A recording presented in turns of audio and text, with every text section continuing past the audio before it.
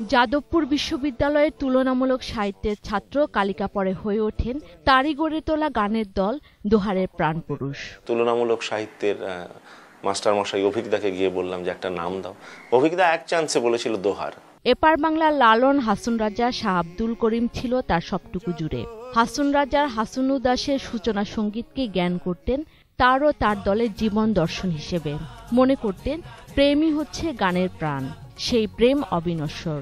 বইটির নাম ছিল হাসন উদাস, এবং তাতে যে প্রথম গানটা, সেই গানটা আমাদের কাছে একটা ম্যানিফেস্টো।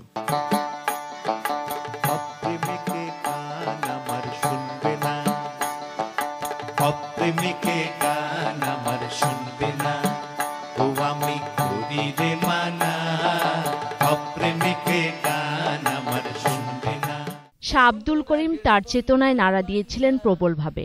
শাহ আব্দুল করিমের অসংখ্য গান তিনি স্বব্যাখ্যায় ছড়িয়ে দিয়েছেন বাংলাভাষীদের মাঝে। আগে কি সুন্দর দিন কাটাইতাম আমরা, আগে কি সুন্দর দিন কাটাইতাম, গ্রামের নৌজওয়ান হিন্দু মুসলমান মিলিয়া বাউলা গান ঘাটু গান গাইতাম। কালিকার পুরো প্রেম ছিল মানুষকে ঘিরেই, বিশ্বাস করতেনও তাই। বলতেন বাউলের মুক্তি শুধু রাষ্ট্রের, দেশের বা সমাজের মুক্তিতে শেষ হয় না, তারা আত্মমুক্তির পথ খোঁজেন। বিশ্বাস করতেন এই পৃথিবী একদিন মানুষের পৃথিবী হয়ে যাবে।